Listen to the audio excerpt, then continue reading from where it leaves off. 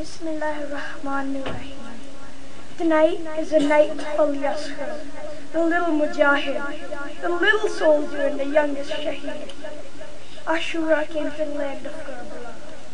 One by one, Hussein's friends and companions were murdered. Oh no, Muhammad, Qasim, Abbas and Ali Akbar went to the battlefield and were murdered. By Asr time, Hussein was left alone. Hussein, with a sword Zulfikar on his waist, mounted Zuljanah his horse.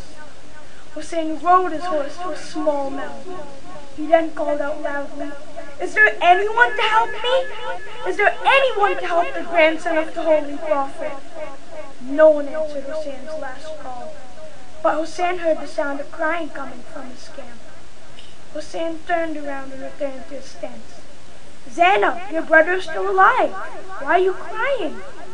"My brother Hussein, when you called out, 'Is there anyone to help me?' Al-Yasr fell from his cradle." Hussein knew what Al-Yasr was trying to say. Hussein whispered in Al-Yasr's ear, "My son Al-Yasr, do you want to come to the battlefield with me, Asr? Do you want to show your strength on the battlefield? Come, let us go, my little mujahid, my little soldier Asr."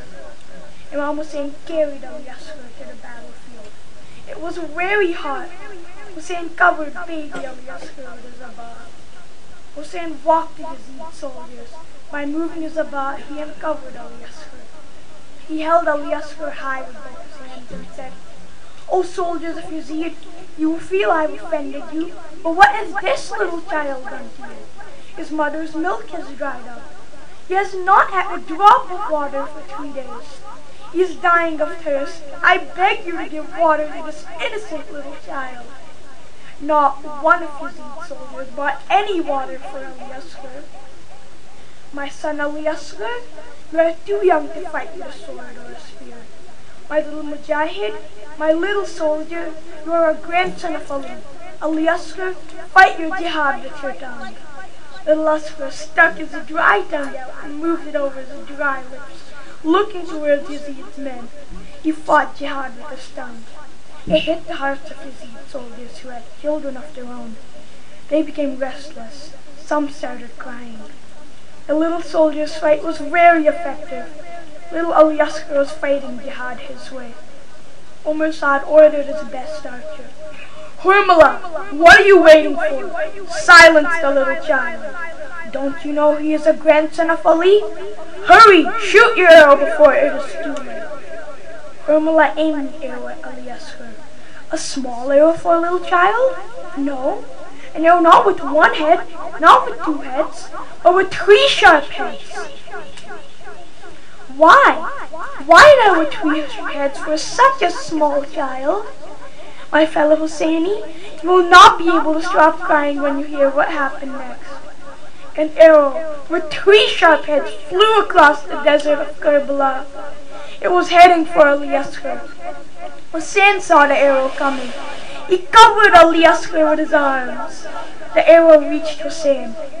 The arrow went through Hussein's arm and lodged in the tiny neck of Al-Yasr. Al-Yasr died instantly. "Allahu Akbar! Allahu Akbar!"